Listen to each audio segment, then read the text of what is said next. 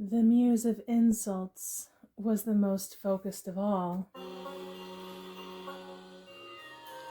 He never had a constant opinion on anything, actually. Whatever came before him, he insults.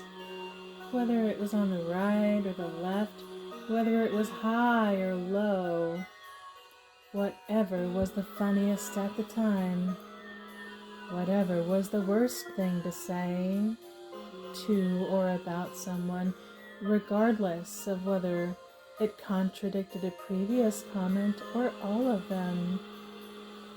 Insults aren't for the purpose of reality or justice.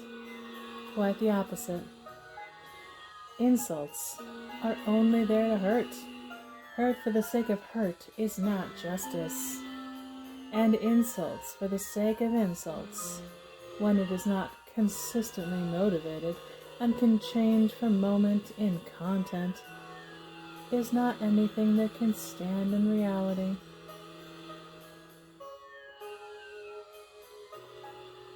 Yes, I am Bofacchio, the muse of soul-sucking websites, and my websites will in fact suck your soul.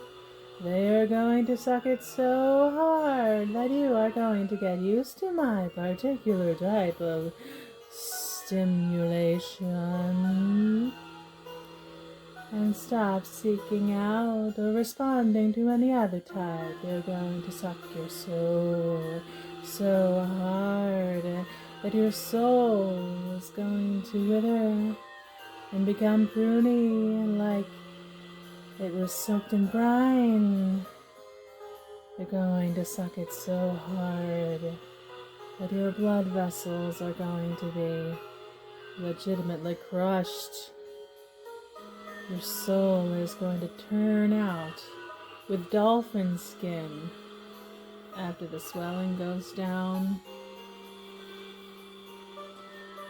Bofacchio, the muse of soul-sucking websites, had a way of making the smallest movements and giving the smallest and most obscure pieces of information possible, but did so in a way so as to mesmerize his poor audience in a continuous cycle of notification, information, investigation, minute and minuscule, yet so very, very many other experiences would go constantly snubbed just due to the mesmerization with Bofacchio.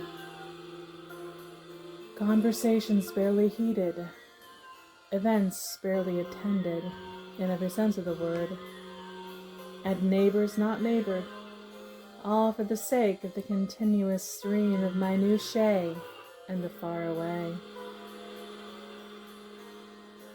The bad muses are all about getting used to receiving instead of doing, all about getting used to cheesy stimulation to ruin the palate for what is it that doesn't go with cheese or chocolate?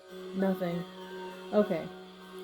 They are all about blasting with spice to ruin the taste for fruit, for water, rice.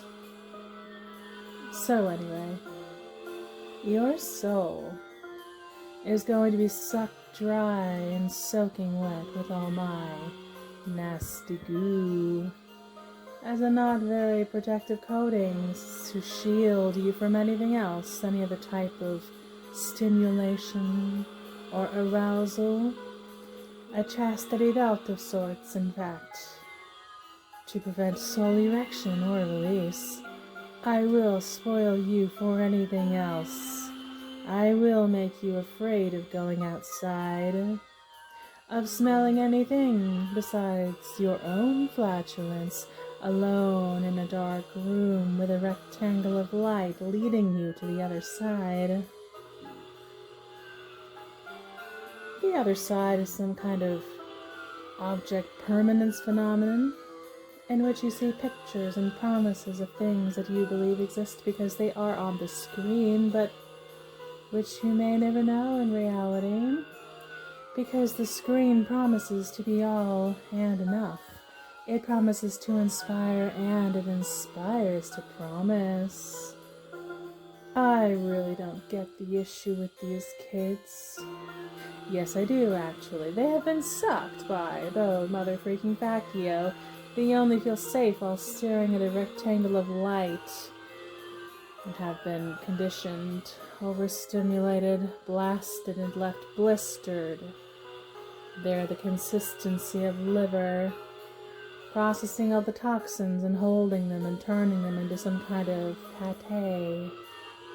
These people are academic pate and can only be enjoyed in very small doses. Dreaded by most. Studential liver. So anyway, the beauty of my product is that it desensitizes and eliminates senses that aren't part of the experience I provide. Since there is not smell on a screen, experiencing something with a smell is now offensive. Experiencing weather or wind is now offensive. Until my devices start coming with wind machines, fog machines, misters, flurriators, etc. Nose factory machines. Like in Harold and Maude. They could become a thing.